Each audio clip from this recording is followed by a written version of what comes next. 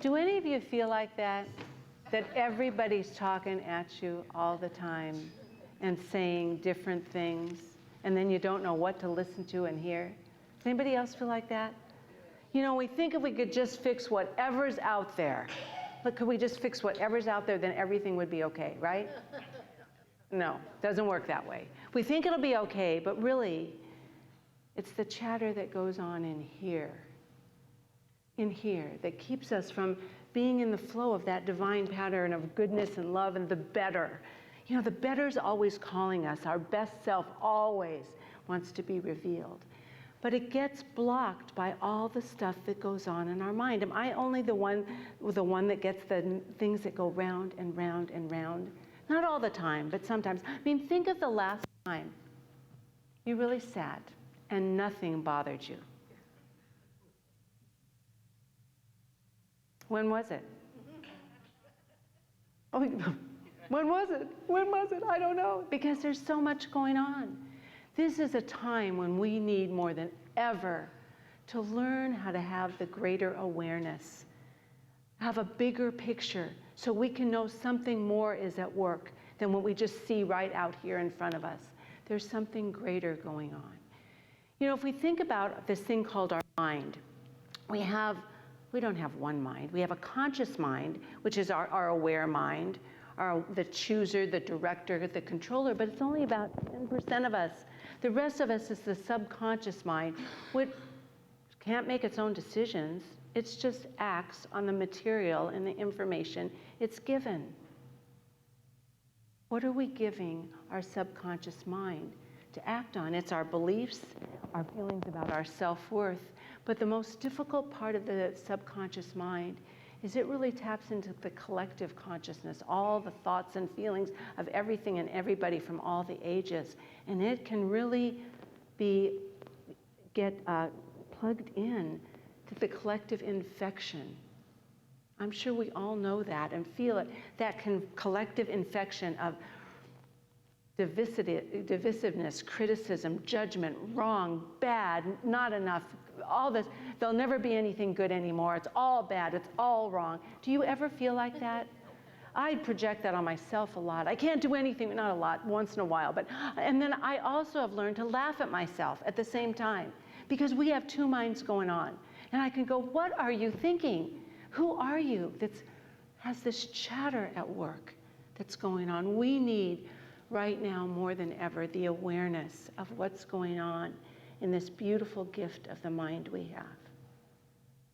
The inner roommates can be telling us that we matter, that we make a difference, that we are loved, that we can do this. Or that same inner roommate, those thoughts we have in our mind, can tell us we're not enough, we're not good enough, we can't do it, it'll never happen, everything's bad. We need to learn to be aware of what's going on in here. And then who's the controller of what we're thinking? We are. What can we do? Many times we try to push down those things that are bad and wrong. But let me tell you that for me anyway, I know I've learned the most when I'm willing to look at what's going on in my life and where those thoughts come from and where that thinking comes from. It was Carl Jung he was a 20th century Swiss psychologist that Ernest Holmes thought he was amazing man, made a big difference. He talked about shadow work.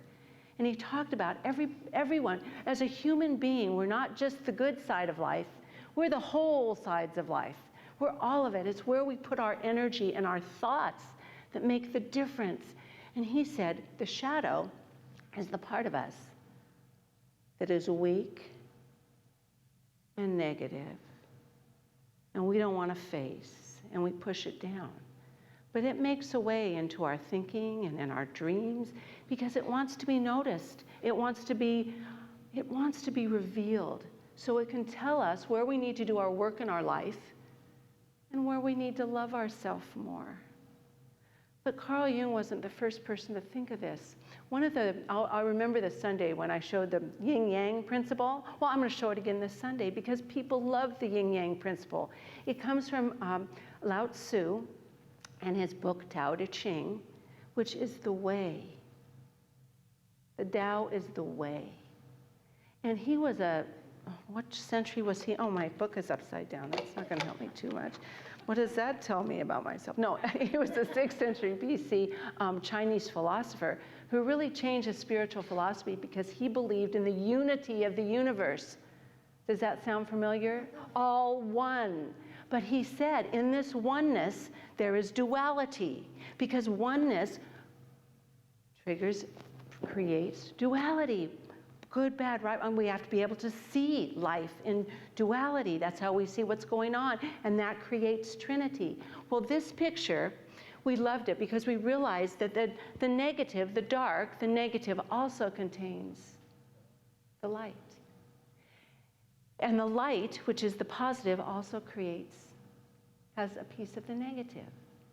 But the part, we're always learning new things. And the thing I forgot to mention, because I wasn't aware of this part at that time, is there's another piece, the Trinity. And the piece that I didn't talk about is the energetic vitality, the flow.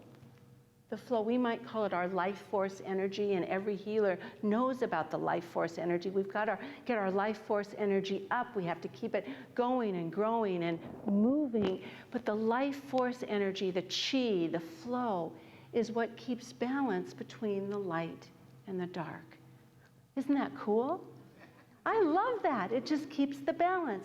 And we need to learn to balance all sides. If we could do everything, if we were good and perfect all the time, we wouldn't have to learn, we wouldn't need anyone else, and life would be really stagnant and boring and monotonous. But, Lao Tzu wasn't the only one that said that. We've talked often, and I love this story, a Native American story about a Native American grandfather that was teaching his grandson about life. And he said, "Grandson, I want to tell you there's a terrible fight going on inside of me. A terrible fight between 2 wolves." And he said, these 2 wolves are really at it. One wolf is really evil. And let me tell you what he said about him. He's filled with anger, envy, regret, greed, arrogance, self-pity, guilt, resentment. I'm exhausted, inferiority, lies, false pride, superiority, and ego. And then there's the good wolf. And the good wolf is filled with love, joy, peace, hope, serenity, humility, kindness, empathy, generosity, compassion, and faith. Well, which wolf do we want? Hello? So the grandson says, well, grandfather, which wolf is going to win? And the grandfather says, the one you feed. So we think, okay, I'm only going to feed the good wolf, right? Because I only want the goodness. But if we learn from years and years and years before, we need the balance. Let's think about that poor, evil wolf. We're not going to feed him. What does he have to offer? What does the evil wolf have to offer? Tenacity, strength, strong will, courage. And it also can make choices. It's active. We need the good parts of the naughty wolf. So how are we going to feed that part of us that is dark and we think is negative and we want to push down? Well, Jung also talked about shadow work, where we bring up the parts of us that we might say are impure or we don't like, and look at them again so we can see where we need to do our work, where we can own it, where we need to do our work and love ourselves more. Because until we do that, the doorway that Sage talked about so beautifully is blocked by all that we've shoved down and don't want to deal with. It's right there. We have to create the space, because ultimately we are here to be the vessel of spirit, to be the better. That's why we're here. But it's a gradual unfolding process. It's a process that happens. We just don't wake up one day and say, okay, I'm the channel of God and that's it. The channel of good. It's a process that comes in little pieces that we work on, and we get to work on it. Lao Tzu said, and I thought this was a beautiful way to talk about that, what's going on in our mind. He said, stillness and silence. The soft overcomes the hard. The flexible conquers the stiff. The ethereal penetrates the solid. This is why there's great advantage in stillness and silence over movement and speaking. But if you ever obtain the advantage, because few have, because they don't practice stillness and quiet. They don't practice it. You know, we think because the world around us is a problem, that it's too hard to really find God and find spirit. Where could God be? Right? Where could spirit be? Where could the universal intelligence be with all this problem around us? Don't you think that sometimes? Like, where's God in all this? Well, we can't go searching for God. We have to find and realize that God, that inner roommate, is always within us. It's always there.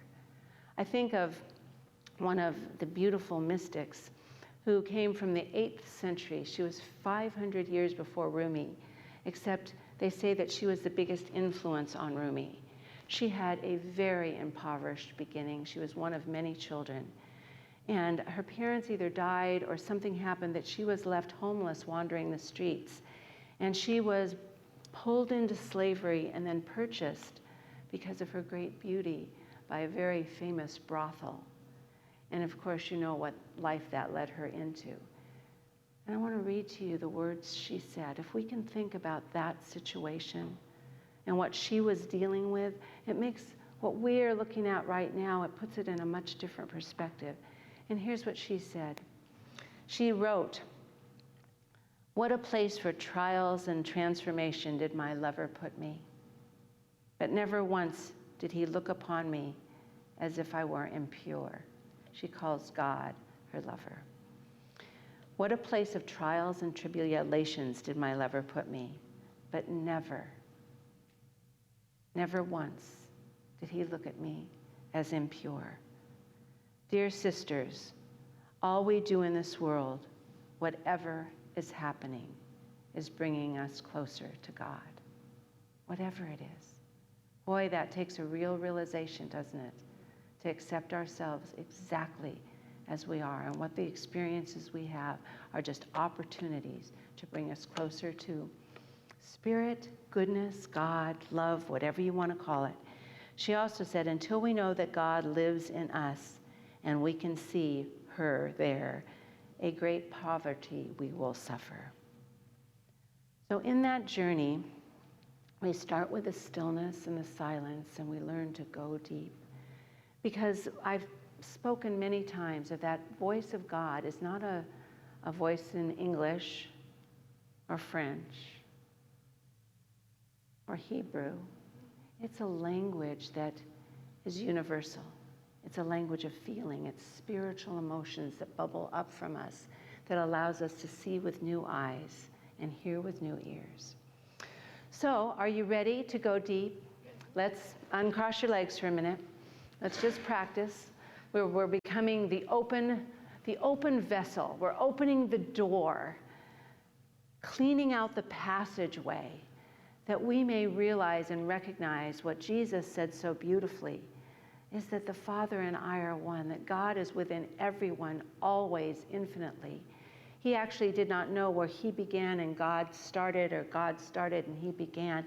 That's the energy of the fullness of life that is leading us to a greater expression, a greater experience in our own life.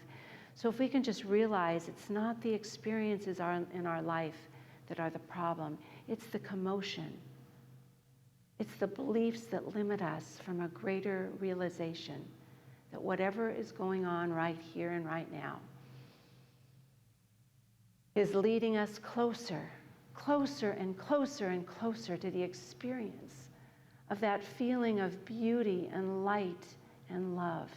So may I just invite you in this moment right here and right now, whatever thorn of negativity, whatever thorn of guilt or anger or criticism or judgment you have in yourself right now, in your mind, in your heart, anywhere, just allow yourself to take it out. Just pull it out and place it on the altar. Whatever altar it is, if it's your own altar of healing, it's the altar of God, the altar of love, whatever, just place it somewhere else. Just to be purified, that you take that vitality, the chi, the energy, the life force from the goodness that's in you already to fill the space of the pain, the space of the hole, the thorn that is no longer needed. And as we breathe, as we remove the thorns that keep us separated from that beautiful inner essence, that divinity, the divine quality, that vibration of love and possibility and goodness and the better, we just open up to let that flow through us. Feel right now as a vehicle and a vessel of divine light that owns the darkness but puts it in a place of understanding and learning and love. And as you feel filled with the light, every part of you just being filled with a light that is already in you, that's just being realized and expanded in this moment. Know that this moment is an opportunity as we open our eyes that we can truly step into the better and the best for this moment, the best of this moment of ourselves, the best version of ourselves right now. So just imagine as we take a big, deep breath, and letting that life force, that vitality of goodness, that vitality of possibility and opening and newness and a recognition of what is good and right and true in this moment, that we open our eyes and we step into a greater version of ourself that we can share and be in this world. It is together we get to reflect that energy. It is together we get to be the light. We get to help ourselves, help each other, be helped. It's a beautiful synchronistic flow of life as we look at the yin and the yang, the life force energy, just see it flowing in us right now. And the truth I know in this moment is that each person here matters. So if we're filling in a new roommate right now, will you just say, I matter. I am worthy. I can do it. I let my life force flow. I live life fully. I love it. And so it is. God bless you all. And thank you for being part of my tribe. And so it is.